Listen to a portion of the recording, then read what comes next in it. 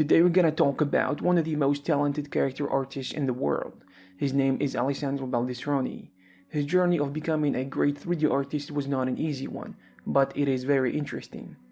Alessandro is a self-taught character artist who started learning about art and 3D in 1996. He played around with 3D software, mostly 3ds Max and AutoCAD. He never had real influences or was taught by anyone at the early stages.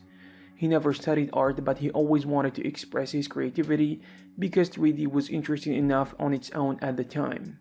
For Alessandro, 3D was just a hobby back in 1996, but was working toward making a personal portfolio for fun while working full-time as a CAD operator in Italy.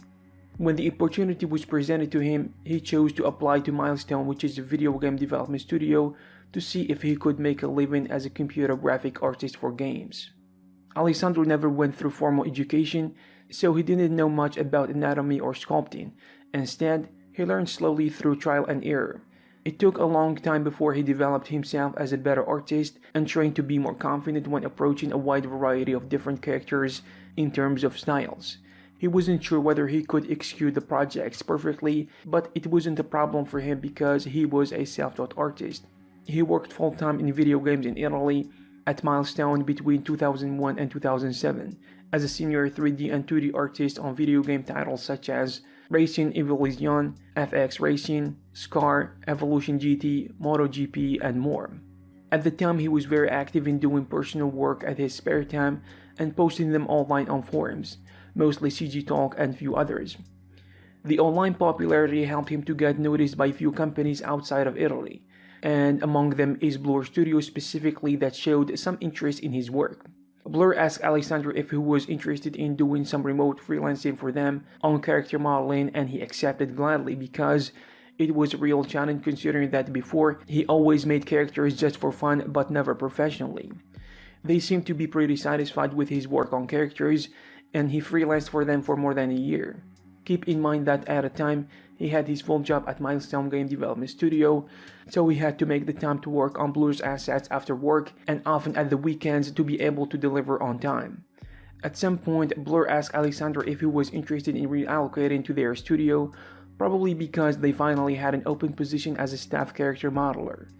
He didn't think about it twice. He accepted with enthusiasm. Blur put their lawyers to work to get him a visa working permit for the US.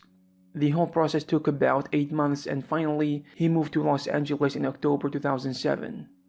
At Blur, Alessandro was working as a lead character artist, in charge of modeling, texturing, and surfacing high-end characters and game props for cinematics, movies, and commercials, also in charge of managing teams of modelers on individual shows. He worked on projects such as Marvel Ultimate Alliance, Warhammer Online, Section 8, Fable 2, Tomb Raider 8, Terminator Salvation, Halo Wars, Dante's Inferno, Mass Effect, and much more.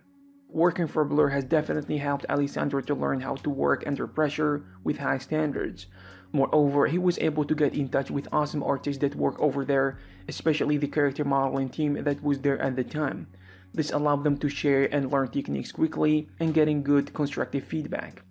For example, Alessandro worked on the Batman character, doing modeling, texturing, and shading based on the guidelines of the in-game model provided by the client. He was also the lead character artist on this project, which meant that he had to oversee the development of all the character assets, looking at artistic quality and technical execution, and much more.